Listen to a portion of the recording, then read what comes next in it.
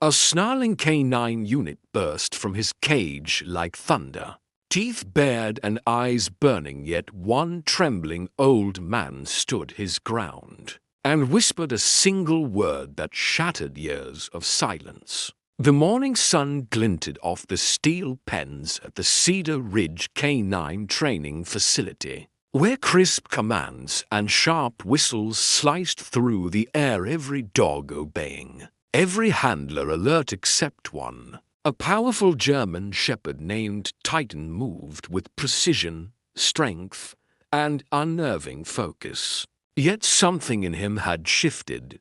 During drills, he'd freeze mid-command, head lifting toward the distant trees beyond the chain-link fence, ears rigid, tail stiff, a low rumble vibrating in his chest, as if pulled by an invisible thread only he could feel. Officer Daniel Reyes, his handler for 3 years, noticed it first, tightening the leash one morning and murmuring, "Easy, boy." Though Titan's amber eyes stayed locked on the tree line, unblinking, unyielding. And though Daniel tried to dismiss it as fatigue from too many high-stakes operations, drug busts, suspect takedowns, collapsed building searches, something deeper clawed at his gut.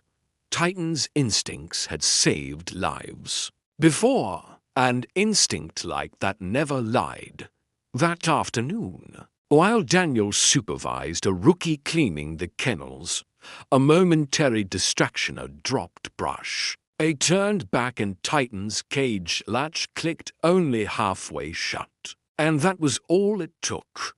With a sharp metallic clang, the gate swung wide, and in a flash of muscle and dust, Titan bolted, not in panic, but with terrifying purpose, leaping the outer fence, vanishing into the woods as alarms shrieked and radios erupted. Canine Titan escaped highly trained, potentially aggressive approach with extreme caution. Panic rippled through the city. Sirens wailed, streets cleared, parents yanked children indoors. Sharp shutters clattered down, but Titan ran not to flee, but to find, his nose high, catching a scent faint but undeniable: old leather, faint oil, the ghost of a long-gone dog, and he followed it, block after block, past honking cars and shouting voices, until he reached Greenwood Park, where an elderly man named Harold Finch sat on his usual bench, cane resting beside him, fingers scattering crumbs for pigeons. The world rushing past while he lingered in the quiet rhythm of memory. Then the bushes rustled, birds exploded skyward. Harold turned, and there he stood, a massive German shepherd, hackles raised, lips curled, a deep, warning growl rolling from his chest like distant thunder. Gasps tore through the park. Phones rose. Someone screamed, "Call animal control." But Harold didn't retreat. He simply raised one trembling hand, calm, sorrowful, and stepped toward the beast, whispering just 2 words, "Hello, son." Titan froze. The growl faltered. His nostrils flared, drinking in the scent: leather, oil, time-worn sweat, and deep in his bones. Something stirred, a memory not of command, but of love. Slowly, uncertainly, he closed the distance, and when Harold reached out, Titan lowered his head, not to strike, but to rest his brow against that weathered palm, a soft, broken whimper escaping him, as if a dam inside had finally cracked. Daniel arrived minutes later, breathless, weapon drawn, heart hammering, only to find his fierce canine curled gently at the old man's feet, tail brushing the grass in slow, peaceful arcs. Harold's voice was barely a breath. "He's not lost.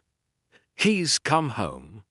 And then, from his coat. He drew a cracked leather collar, faded, rusted tag still clinging to it. Scout. Daniel's breath caught. He'd heard that name in Academy whispers, a legendary dog who'd died shielding his handler from gunfire in a warehouse raid 20 years prior. And suddenly Titan's behavior made cruel, beautiful sense. Scout had been Harold's partner, and Titan, unbeknownst to all, was his son, bred for service, trained for discipline, yet carrying in his blood the echo of his father's courage, his father's loyalty, his father's scent. Titan pressed his nose to the old collar, inhaled deeply, and collapsed not in submission, but in recognition, nudging it toward Harold's chest before laying his head on the man's knee. Eyes closed, body trembling with quiet release, as if whispering, "I remember you. I remember me." The officers lowered their weapons.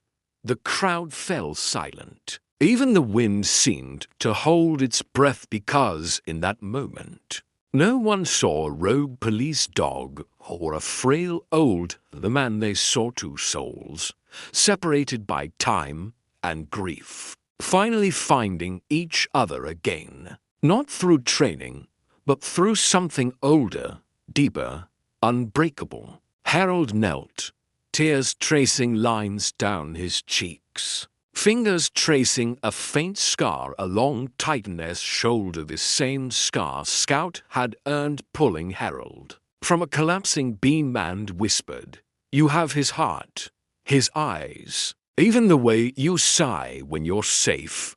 Daniel watched, throat tight, realizing he'd spent years teaching Titan to obey, to bite, to hold, but never to feel, never to remember that beneath the canine badge beat the heart of a son searching for his father's shadow. Later, when a thief lunged past them, snatching a purse, Titan didn't hesitate. He didn't attack out of rage, but intercepted with precision, blocking escape, guarding the scene until backup arrived, then returning to Harold's side, calm, steady, whole, because he wasn't fighting anymore. He was protecting, just as Scout once had, just as love had always taught him to do. Days later, Harold, weakened by years of silent sorrow and the shock of reunion, collapsed and was rushed to St. Agnes Hospital, where Titan refused to leave his side, curling beside the bed, resting his chin on the blanket, rising only when Harold stirred, pressing his forehead gently against the old man's arm each time, as if his presence alone could steady the faltering rhythm of a breaking heart. And the doctors murmured in awe. His vitals stabilize the moment the dog touches him. It's as if he's giving him peace. A week after, at the City Hall ceremony, Titan received the Medal of Valor, not for aggression, but for instinct, for heart, while Harold, frail but radiant, was honored as trainer emeritus. The crowd rising not for a hero in uniform, but for a man who'd taught the world that loyalty isn't forged in commands, but in quiet moments of trust. And on a cold December morning, as snow fell in hushed silence outside Harold's hospital window, he lay back, hand resting in Titan's fur, voice a fragile thread. "You've got a good man now. Be brave, be kind, and never forget your father was a hero. And so are you." Titan didn't howl. He didn't pace. He simply stayed head on the blanket, breathing slow and even until the monitor's steady beep faded into silence. And in that sacred stillness, no one doubted Harold hadn't left. He lived on in every watchful glance Titan gave Daniel, in every child he gently greeted at the park. In every sunrise he walked beneath the old oak tree where a bronze plaque now read, "Harold Fincher, man who taught hearts to obey." A year later, Daniel and Titan returned to that same park, sunlight warm on their backs, children laughing nearby, pigeons fluttering close without fear, and when a little girl reached out, Titan leaned in, licked her palm, and settled beside Daniel on the bench, tail thumping softly against the grass, eyes lifting one last time to the plaque before they walked away, side by side, silhouettes stretching long in the golden light. The wind carrying a whisper through the branches, not of loss, but of return, not of endings, but of echoes that never fade, bonds that never break, love that always, always finds its way home. True loyalty isn't trained, it's remembered, and the deepest bonds aren't broken by time, only strengthened by it.